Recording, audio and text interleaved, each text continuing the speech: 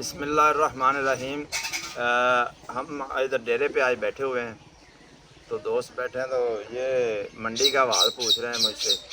ये मेहमान आए हुए हैं हमारे पास। आज इन्होंने इधर जानवर भी ख़रीद रहे हैं हमारे डेरे से।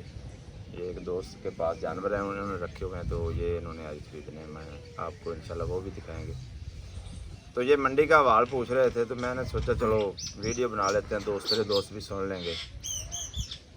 तो वो नईम साहब ऐसे हुआ है कि जब आप इधर थोड़ा आगे आ जाएं। सुबह सुबह 4 बजे हम निकले हैं उधर होटल से, तो मंडी आ गए। नमाज मैंने जमात से पहले पढ़ी, तो हम मंडी आ गए तलागंग में। तो बच्चों की ख़रीदारी ज़्यादा करनी थी। मेरा टारगेट था 200 जानवर ख़रीदने का। मुस्तफ़ा भाई भी और यासर भाई भी कह रहे थे कि 200 जानवर हम ख़रीद लेंगे, क्योंकि जब कराची माल जाना होता है ना, तो फिर जितने ज़्यादा जानवर हो उतनी कास्ट कम आती है और खर्चा कम आता है। तो मैंने सोचा ज़्यादा से ज़्यादा जानवर ख़रीदेंगे, तो इसलिए अर्ली मॉर्निंग हम निकले, तो मंडी आ गए।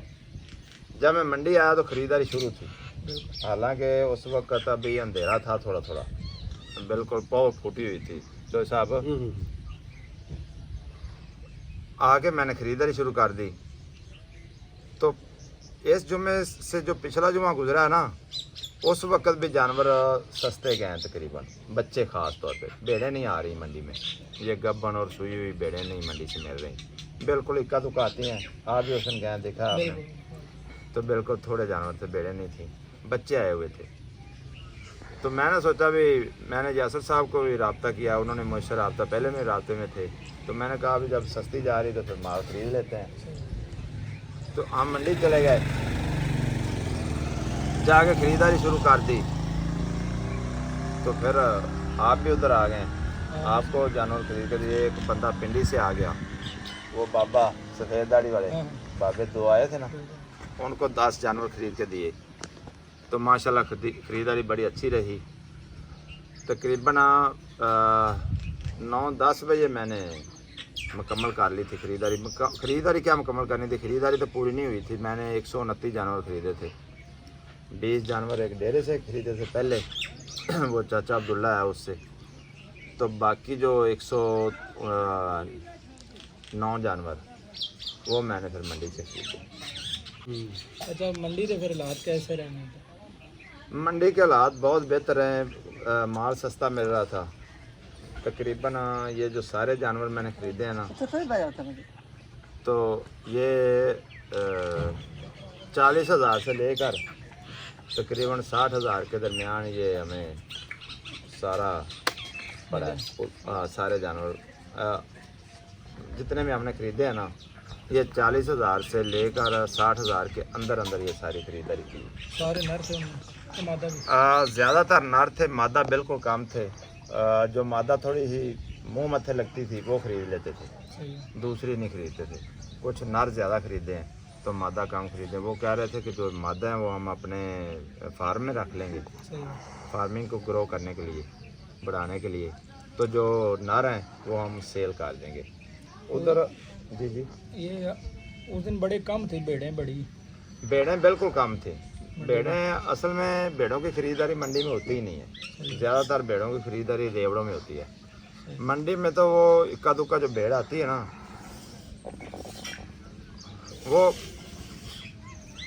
ना होने के बराबर। एक तो वो सेहत तबीयत उनकी ठीक नहीं होती। आपको भी पता है, सब मंडी में जानवर जो लेके आता है बंदे भेड़ें, वो जिन्होंने बच्चे फेंके होते हैं, या जो डिलीवरी प्रेगनेंसी कंसीव नहीं करती जल्दी, वो भेड़ें, या जो बीमार भेड़ें होती हैं वो, या जो गबन होती ही नहीं है, वो भेड़ें लोग बेच देते हैं आके मंडी में। वो फिर शनवारी लोग ख़रीद लेते हैं। मेरा तो उस दिन गोल था बच्चे ख़रीदने का, तकरीबन 150-200 मैंने बच्चा ख़रीदना चाह रहा था, लेकिन फिर वो पूरा नहीं हुआ। बच्चे मैंने माशाल्लाह बहुत ख़रीदे। ऐसे से मेरे भी मंडी का रिकॉर्ड कायम कर दिया अल्हम्दुलिल्लाह। ऐसे तो देखा, वो जो कह रहे थे ना मंडी वाले ठेकेदार, वो कह रहे थे कि इतने जानवर आज तक किसी ने नहीं ख़रीदे एक दिन में। कोई 10 खरीद लेता है, कोई 20 खरीद लेता है, कोई 25-50 से ज़्यादा वो कहते नहीं खरीदते जानवर। तो हमने माशाल्लाह उस दिन 129 जानवर पूरे किए हैं। तो वो मंडी वाले कह रहे थे कि ये मंडी की जो हम जानते हैं ना, ये तारीख का एक रिकॉर्ड है भी एक बंदे ने इतने जानवर खरीदे हों। लोग मेरे सामने ले आते थे, भाई ये भी 4 खरीद लो, ये भी 5 खरीद लो। आप देख रहे थे, देखे जब हमने भी लिए तो वैसे ही बंदा बुलाने आ गया था कि यार ये खरीद लो, वो खरीद लो। तो माल माशाल्लाह रेट से कम मिल रहा था, तो मेरा भी फिर हाथ खुला हुआ था, सही तो खूब खरीदारी की माशाल्लाह। असल में ना जो कराची जाना होता है ना, बड़ी गाड़ियों में जाना होता है माल, तो फिर जितने ज़्यादा जानवर खरीद लेते हैं उतने खर्चा कम आता है, सही है। इसलिए हमने ज़्यादा जानवर खरीदे। वो कराची जो जानवर गए हैं वो फार्म के लिए गए हैं या वो उनका बहुत बड़ा फार्म है उधर कराची में, यासर भाई का, सही तो बड़ी अच्छी फार्मिंग कर रहे थे। असल में बच्चे उन्होंने ख़रीदे क्यों हैं, ये वजह बड़ी पीछे बताने वाली है दोस्तों को। मैं अक्सर बताता हूँ कि बच्चे बेच दिया करो, कुर्बानी तक या शनवारी तक लेके जाया ही ना करो, पैसा कमाना है ना। तो लोग जब बच्चे खरीदते हैं अपने शौक़ के लिए, कुर्बानी के लिए, तो उनको खरीदने दें। आप बच्चे सेल करें, भेड़ें दोबारा फिर प्रेग्नेंट हो जाते हैं, दोबारा फिर बच्चे आ जाते हैं। उन्होंने भेड़ें रखी हुई हैं, तो वो बच्चे सेल करते थे, तो बच्चे ख़त्म हो गए। अच्छा अब भेड़ें 100 भेड़ें या 90 भेड़ें, तो वो बच्चे दोबारा कोई 2-4 दिन बाद तो बच्चे नहीं आ जाते। ऐसे ही क्यों जी, वो तो टाइम लगता है ना, 5-6 महीने बाद बच्चा डिलीवर होता है, भेड़ बच्चा देती है प्रेगनेंसी के बाद। तो उन्होंने सोचा कि जब बच्चे ज़्यादा इतने सेल हो रहे हैं और लोग इतनी दिलचस्पी ज़ाहिर कर रहे हैं और लोग फार्म से आके वापस जा रहे हैं, बच्चे उनको मिल नहीं रहे मेरे ख्याल के मुताबिक, तो उन्होंने बच्चे ख़रीदने का फ़ैसला किया सही कि तलागंग से हम ख़रीद के ले जाके इकट्ठे तो वहाँ पे सेल करेंगे कराची में। क्योंकि कराची में जो लोग 2 जानवर ख़रीदना चाहते हैं, 4 ख़रीदना चाहते हैं, वो तलागंग नहीं आ नहीं सकते। तो इसीलिए इन्होंने सोचा भी हम खुद जाके बच्चे ले आते हैं, उनको फिर ट्रीट करते हैं। वो माशाल्लाह उनका बड़ा अच्छा सेटअप है। वो जाके सारे बच्चों को कोई बाल शाल उतराना हो वो भी ख़त्म करके, चिचड़ों वाले जों वाले टीके लगा के उनको नहला दहला के, तो उन्होंने पायलट सिस्टम रखा हुआ है, उसके ऊपर बच्चों को रखते हैं। खुराक बहुत अच्छी देते हैं, इंटरनेशनल लेवल की वो फीड देते हैं। तो फिर बच्चे जब खूबसूरत नज़र आते हैं, ग्रो भी कर रहे होते हैं, तो लोग बड़े शौक़ से और रग़बत से ख़रीदते हैं बच्चे। इसलिए तो उन्होंने ये फ़ैसला किया कि ज़्यादा बच्चे ख़रीद लेंगे। तो बस फिर तकरीबन जानवर सारे ख़रीदे, फिर ट्रक लोड करा के तो उधर कराची में भेज दिए। अच्छा ये पूछना था आपसे कि वो जानवर आपने 2-2 4-4 करके खरीदे या इकट्ठे किसी जगह से खरीदे मंडी में? मंडी में। हाँ, ये मसला बिल्कुल आपने सही पूछा। ज़्यादातर लोगों के पास 2-2 4-4 ही थे, सही लेकिन कुछ लोग ऐसे थे जिनके पास 10-10 20-20 भी थे, लेकिन उनमें से भी हम छांटी करते थे, ग्रेडिंग करते थे। जो हमें पसंद होते थे वो हम मोटा मार लेते थे, और जो हमें नहीं पसंद होते थे, जिनकी उम्रें बिल्कुल छोटी होती थी, वो हम अलहदा कर देते थे। 10-11 दो चंद ही मिले। वैसे तो हमने 2-2 3-3 ही खरीदे हैं, 4-4 लोग ज़िम्मेदार लेके आते हैं ना, सही है। तो वो हमने उधर से ख़रीद लिए। बल्कि लाट से ज़्यादा ना, मोटे से ज़्यादा सस्ते जानवर हमें वो इक्का दुक्का वाले मिले हैं, सही है। वो बिल्कुल अच्छे रेट पे दे रहे थे। ठीक है।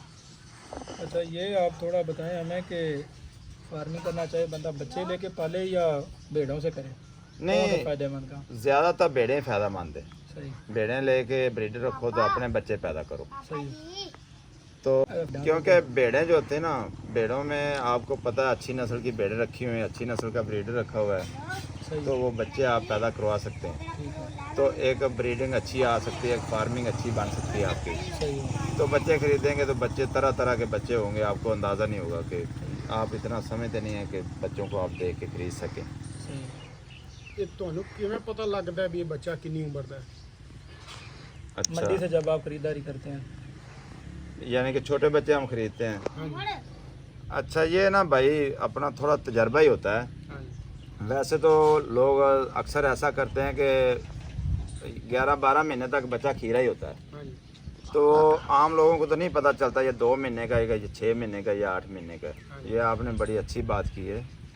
तो इसका ना 2-3 चीज़ें हम देखते हैं। एक तो उसकी जो ऊन होती है ना, उसके लूँ, ऊन, बाल, उससे हम अंदाज़ा लगाते हैं कि ये इसकी कितनी उम्र है। ਹਾਂਜੀ दूसरा हम उसकी जो शेप बॉडी होती है, उनकी टांगें, कान, मुंह, वो देख के पता चल जाता है ये कूड़ा है कि ज़्यादा उम्र वाला है। तो पिछले दिन हम मंडी में खरीदारी कर रहे थे तो दो बच्चे ना, शायद ये उस वक्त मेरे भाई भी साथ ही थे, दो बच्चे एक बंदा लेके आ गया मेरे सामने। हाँ जी। तो कहता ये भाई मुझसे भी ये भी खरीद लो। तो मैंने कहा ये तो बड़ी उम्र के लग रहे हैं मुझे, है छोटे छोटे। कहता नहीं नहीं बिल्कुल बच्चे हैं, 2 महीने वाले बच्चे हैं। तो मैंने ना नीचे हाथ मारा उसके, तो मैंने उसके व्हाट्सएप देखे, तो व्हाट्सएप बड़े बड़े हुए थे उसके। तो मैंने कहा ये तो चौगा है, दोंदा भी नहीं, ये चौगा है। कहता नहीं नहीं भाई ये तो बिल्कुल 2 महीने का 3 महीने का बच्चा है। तो वो मैंने मुंह खोला ना उसका, तो वो चार दांत था चौगा। तो वो मुसवा भाई कराची वाले जो साथ थे मेरे, और दूसरे उनके साथ यासर भाई भी अपना, उनका नाम क्या, हफीज़ भाई, वो हंसने लगे, कहने लगे चाचू ने तो नीचे हाथ मार के बता दिया ये चौगा है। तो इसी तरह अंदाज़ा हो जाता है। फिर बीमारियां भी देखनी पड़ती हैं, ये बच्चे बीमार तो नहीं हैं। खरीदते वक्त पता चल जाता है। वो बस मुंह में उंगली डालते हैं हम, हाँ जी। उससे कोई अंदाज़ा हो जाता है कि बुखार है कि नहीं है, कितना है बुखार, मुंह में उंगली डालते हैं। तो वैसे भी उनकी जो चीज़ें हैं ना, पिछली जो टांगें होती हैं उनकी, जी। वो देखते हैं कि उनमें कोई डायरिया वगैरह या वो आलूदा तो नहीं है, या आँखों से पानी एक बह के, एक तसलसल से जब पानी बहता है तो आँखों पे एक निशान पड़ जाते हैं। जी। और भी कुछ चीज़ें होती हैं जो देखने वाली होती हैं, तो वो देख के हम बच्चे ख़रीदते हैं। बाकी मामला अल्लाह के सपोर्ट होते हैं, ज़्यादा तो मैं भी इतना वो नहीं हूँ, अल्लाह की ज़ात सियानी सच्ची। तो बस इस तरह हम ख़रीदते हैं, पता चल जाता है। हाँ जी, तुझे पुछदे पए जी कोई गल? ਅੱਛਾ ਇਹ ਤੁਹਾਨੂੰ ਪੁੱਛਣਾ ਪੈਗਾ ਕਿ ਉਤੋਂ ਕਿਤੇ ਲਾਹੌਰ ਜਾਂ ਦੂਰ ਇਲਾਕੇ 'ਚ ਕਲਾਮੇ ਹੁੰਦੇ ਨੇ ਹਾਂ। ਤੇ ਉੱਥੇ ਕਿਵੇਂ ਫਿਰ ਕਾਰਗੋ ਕਰਦੇ? ਹੁਣ ਤਲਾਗੰਗ ਤੋਂ ਜ਼ਿਆਦਾ ਕਰਾਚੀ ਤੋਂ ਜ਼ਿਆਦਾ ਫਾਸਲਾ ਕਿਤੇ ਦਾ ਵੀ ਨਹੀਂਗਾ। ਤੇ ਤੁਸੀਂ ਨਾ ਅਗਰ ਜ਼ਿਆਦਾ ਜਾਨਵਰ ਲੈਣੇ ਹੋਣ ਨਾ, ਤੇ ਤਲਾਗੰਗ ਤੋਂ ਤੁਸੀਂ ਸੁਜ਼ੂਕੀ ਵੀ ਕਰਵਾ ਸਕਦੇ, ਸ਼ਾਜ਼ੋਰ ਵੀ ਕਰਵਾ ਸਕਦੇ, ਮਜ਼ਦਾ ਡਾਲਾ, ਇਹਦਾ ਐਡਾ ਫਰਕ ਨਹੀਂ ਪੈਂਦਾ। ਮਿਸਾਲ 1000 ਹੁਣ ਕਰਾਚੀ ਗਏ ਨਾ ਤੇ 2000 1500 ਜਾਨਵਰ ਦੇ ਖਰਚਾ ਆਇਆ, ਕਰਾਚੀ ਅੱਪੜ ਗਿਆ 15। ਤਲਾਗੰਗ ਮੰਡੀ ਤੋਂ ਹਾਂ, ਸਹੀ ਹੈ, ਤੇ ਆਪਣਾ ਤਾਂ ਲੱਗੇ ਹੀ ਕੰਮ, ਠੀਕ ਤੇ ਕੋਈ ਮਸਲਾ ਨਹੀਂ, ਖਰਚਾ ਦਾ ਕੋਈ ਨਹੀਂ। ਬੱਸਾਂ ਦੀਆਂ ਡਿੱਗੀਆਂ 'ਚ ਵੀ ਆ ਜਾਂਦੇ ਨੇ, ਏਸੀ ਬੱਸਾਂ ਵਾਲੀਆਂ ਜਿਹੜੀਆਂ ਨੇ ਉਹਨਾਂ ਦੀਆਂ ਡਿੱਗੀਆਂ 'ਚ ਵੀ ਆ ਜਾਂਦੇ ਨੇ, ਸੁਜ਼ੂਕੀ ਦੇ ਵੀ ਆ ਜਾਂਦੇ ਨੇ, ਕਾਰ ਦੀ ਪਿਛਲੀ ਸੀਟ ਖੋਲ੍ਹਦੇ 5-7 ਬੱਚੇ ਉਹਦੇ ਤੇ ਵੀ ਆ ਜਾਂਦੇ ਨੇ, ਕੋਈ ਐਡਾ ਮਸਲਾ ਮਸਵਾਲ ਨਹੀਂਗਾ। ਤੇ ਇਹ ਮੌਸਮ ਹੈ ਜਿਹੜਾ ਮੌਸਮ ਹਾਂਜੀ। ਤਲਾਗੰਗ ਦਾ ਤੇ ਲਾਹੌਰ ਤੇ ਜ਼ਿਲ੍ਹਾ ਕਸੂਰ ਏਰੀਆ ਦਾ ਮੌਸਮ, ਇਹ ਮੌਸਮ ਸੇਮ ਹੀ ਹੈ ਤਕਰੀਬਨ, ਇਹ ਜਾਨਵਰਾਂ ਇਹਦਾ ਹਾਂ। ਨਹੀਂ ਕੋਈ ਫਰਕ ਪੈਂਦਾ? ਕੋਈ ਫਰਕ ਨਹੀਂ ਪੈਂਦਾ ਇਹਨਾਂ ਨੂੰ। ਤਲਾਗੰਗੀ ਬਰੀਡ ਤੁਸੀਂ ਗਰਮੀ 'ਚ ਰੱਖੋ, ਕਿਤੇ ਮੁਲਤਾਨ ਰੱਖੋ, ਕਿਤੇ ਮਰੀ 'ਚ ਰੱਖੋ, ਜਿੱਥੇ ਮਰਜ਼ੀ ਰੱਖੋ, ਇਹ ਕਾਮਯਾਬ ਹੋ ਜਾਂਦੇ। ਠੀਕ ਹੈ। ਤੇ ਇਹ ਬੱਚੇ ਜਦੋਂ ਲਾਏ ਦੇ ਘਰ, ਅੱਛਾ, ਇਹਨਾਂ ਨੂੰ ਆ ਕੇ ਕੀ ਖਵਾਉਣਾ ਪਿਆਉਣਾ ਜਾਂ ਕੋਈ ਵੈਕਸੀਨ ਵਗੈਰਾ ਕਰਨੀ ਹੁੰਦੀ? ਜਦੋਂ ਤੁਸੀਂ ਬੱਚੇ ਖਰੀਦ ਕੇ ਲਿਆਣੇ ਨਾ, ਸਭ ਤੋਂ ਪਹਿਲੇ ਤਾਂ ਤੁਸੀਂ ਉਹਨਾਂ ਨੂੰ ਆਉਂਦੇ ਨਾਲ ਨਾ ATV ਦੀ ਵੈਕਸੀਨ ਕਰ ਦੇਣੀ। ਉਸ ਤੋਂ ਬਾਅਦ ਤੁਸੀਂ ਕੋਈ 2-4 ਦਿਨ ਖੋ ਕੇ ਉਹਨਾਂ ਦੀ ਡਿਵਰਮਿੰਗ ਕਰ ਦੇਣੀ। ਸਹੀ ਹੈ। ਫਿਰ ਕੋਈ ਮਹੀਨਾ ਪਾ ਕੇ ਤੇ ਤੁਸੀਂ ਉਹਨਾਂ ਨੂੰ PPR ਦੀ ਵੈਕਸੀਨ ਕਰ ਦੇਣੀ। ਇਹ 2 ਵੈਕਸੀਨਾਂ ਬੜੀਆਂ ਅਹਿਮ ਨੇ, ਕੋਰ ਵੈਕਸੀਨਾਂ। ਉਸ ਤੋਂ ਬਾਅਦ ਤੁਸੀਂ ਮਹੀਨਾ ਠਹਿਰ ਕੇ CCP ਦੀ ਵੀ ਵੈਕਸੀਨ ਕਰ ਸਕਦੇ ਜੇ ਅਗਰ ਤੁਸੀਂ ਕੁਰਬਾਨੀ ਤੱਕ ਲਿਆਣਾ ਹੈ। ਸਹੀ ਹੈ। ਬਾਕੀ ਉਹਦੇ ਨਾਲ ਜਾਨਵਰਾਂ ਦੇ ਵਿੱਚੋਂ ਇੱਕ ਦੇ ਜਾਨਵਰ ਦੇ ਅੱਖ ਚੋਂ ਪਾਣੀ ਵਗਦਾ, ਅੱਖਾਂ ਚੋਂ। ਉਹ ਪਾਣੀ ਦਾ ਕੋਈ ਮਸਲਾ ਨਹੀਂ ਦਾ, ਉਹਨੂੰ ਤੁਸੀਂ ਅੱਛੀ ਤਰ੍ਹਾਂ ਧੋ ਕੇ ਨਾ, ਹਾਂਜੀ। ਤੇ ਬੋਰਕ ਸ਼ੋਰਕ ਮਿਲਦੀ ਹੈ ਡੰਗਰਾਂ ਵਾਲੇ ਡਾਕਟਰਾਂ ਕੋਲੋਂ, ਉਹ ਵੀ ਤੁਸੀਂ ਥੋੜੀ ਬਹੁਤ ਪਾ ਸਕਦੇ ਜੇ ਆ ਜਾਂਦਾ ਇਹਨਾਂ ਦਾ ਗਰਮੀ ਦੀ ਵਜ੍ਹਾ ਤੋਂ ਪਾਣੀ ਪੂਣੀ ਅੱਖਾਂ 'ਚੋਂ ਕਿਸੇ ਵੇਲੇ ਵਗਣ ਲੱਗ ਪੈਂਦਾ। ਤੇ ਬਾਕੀ ਤੁਸੀਂ ਇਹ ਖਰੀਦ ਕੇ ਲਿਆ ਕੇ ਤੇ ਫਿਰ ਪਾਲ ਕੇ ਤੇ ਵੇਚ ਸਕਦੇ ਜੇ, ਅੱਲਾ ਪਾ ਕੇ ਨੇ ਰੋਜ਼ੀ ਦਿੰਦਾ। ਹਾਂ। ਲਓ ਜੀ ਦੋਸਤੋ, ਇਹ ਗੱਲਾਂ ਅਸੀਂ ਇਸ ਲਈ ਕਰਨੇ ਆ ਕਿ ਤਾਂ ਕਿ ਦੂਸਰੇ ਲੋਕਾਂ ਨੂੰ ਵੀ ਕੁਝ ਸਮਝ ਆ ਸਕੇ ਹਾਂਜੀ। ਤੇ ਲੋਕ ਸਿੱਖ ਸਕਣ।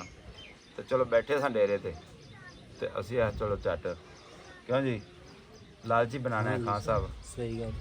बहुत शुक्रिया साहब, मेहरबानी।